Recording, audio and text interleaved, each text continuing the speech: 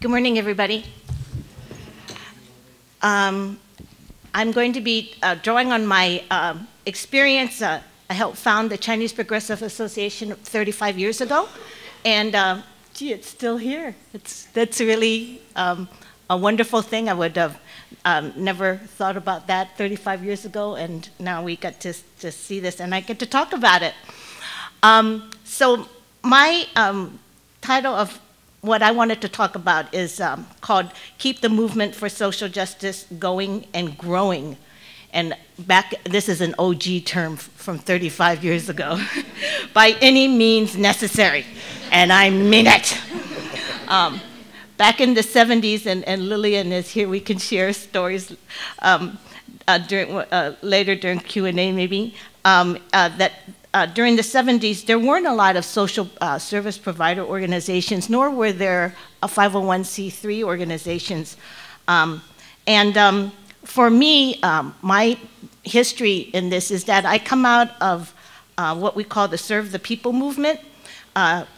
It was a period heavily influenced by the Black Panthers, and the Black Panthers came to Chinatown and talked to a lot of us students and other young people living in the community.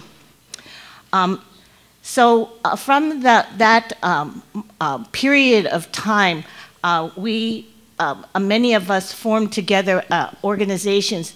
Some of us come out of what we call the Red Guard, and some of us, myself, comes out of an organization called the Iwakun, which is a group of young people from the community and from the campus. And that period of time, there was, we were pretty integrated a lot because of our membership was from Chinatown youth. We were able to recognize in terms of some of the issues that people were facing, high rents, terrible living conditions, and other things. And we, in Chinatown, started a free breakfast program that distributed, we learned from the Panthers, a free breakfast program that we distributed food to folks in Portsmouth Square.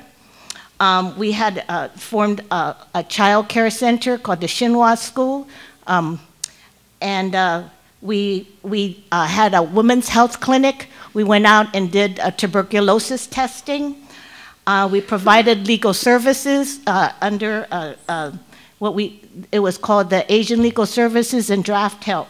During the 70s, we had the draft, and so a lot of our young people were going off to war. The draft help, I just want to kind of, for young people and students out there, how that started is that some of us were on campus, so we applied using internship money or grant money from the campus, and we took that money and we went into Chinatown and we used that to form Asian Legal Service Draft Help, and had a table and all that, you know, storefront and in the International Hotel.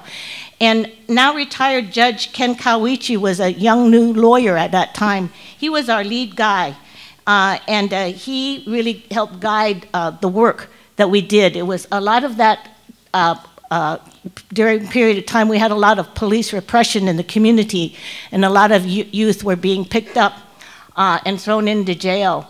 And also we had work around draft help, youth coming in and saying, I don't want to go fight this war.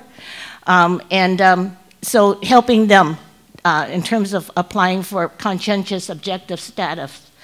Eventually, this led to the formation.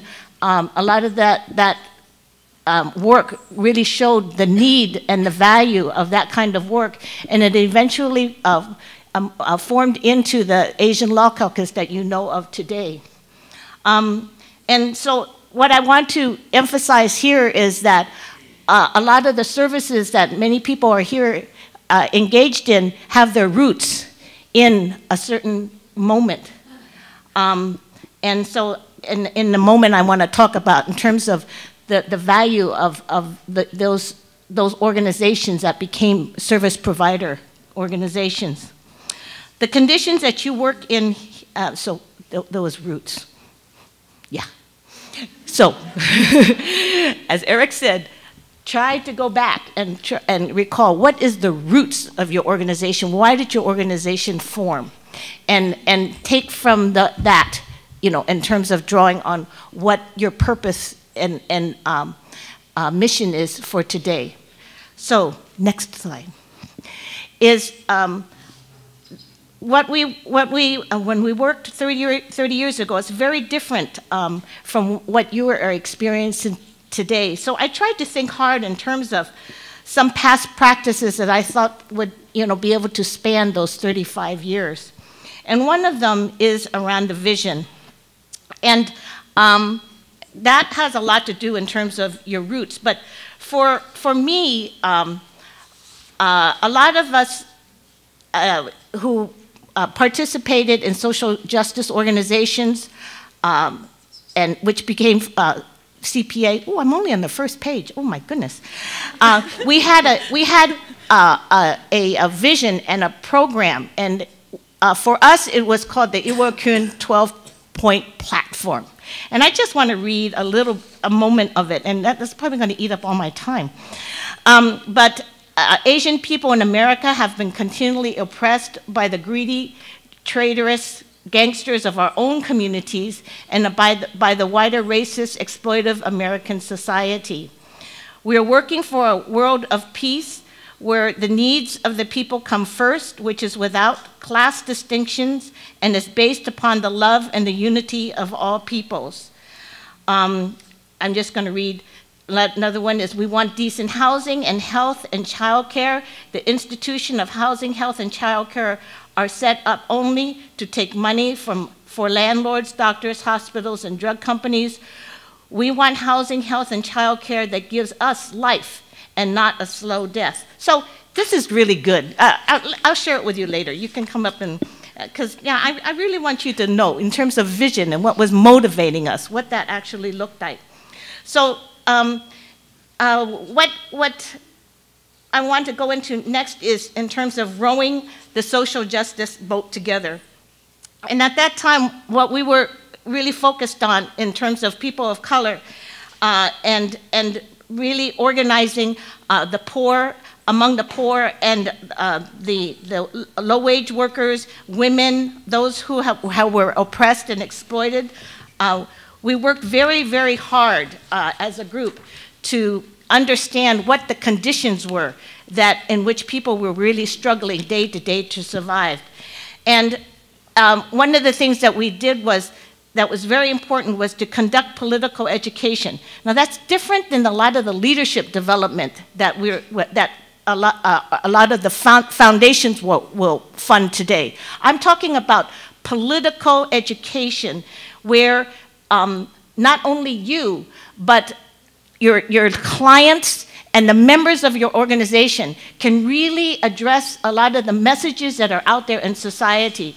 For example, there's a letter here written by a Republican, and it's a GOP apology, and talking about, we Republicans will work hard to ensure that this president fails to impose European socialism and second-rate health care on America.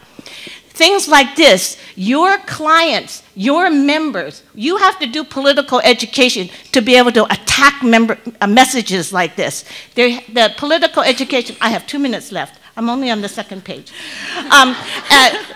To be able to attack these kinds of messages. So this, I think, is one thing that I wanted to make a distinction in terms of political education and leadership development, okay?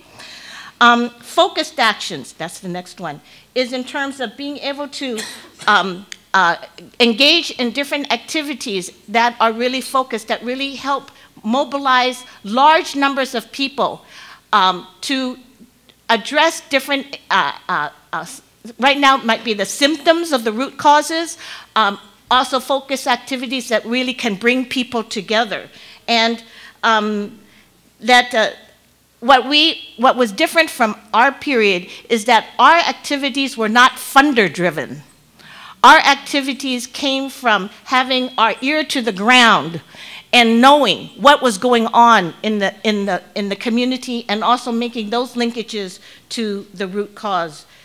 The next thing is in terms of, I have to stop, is, is in terms of solidarity and partnerships. And at that time, we really strong, our word at that time was third world unity, meaning solidarity of the oppressed and the exploited, and those building those community unity. Because at that moment, the Johnson administration was throwing a lot of money into the community for fighting the war on poverty.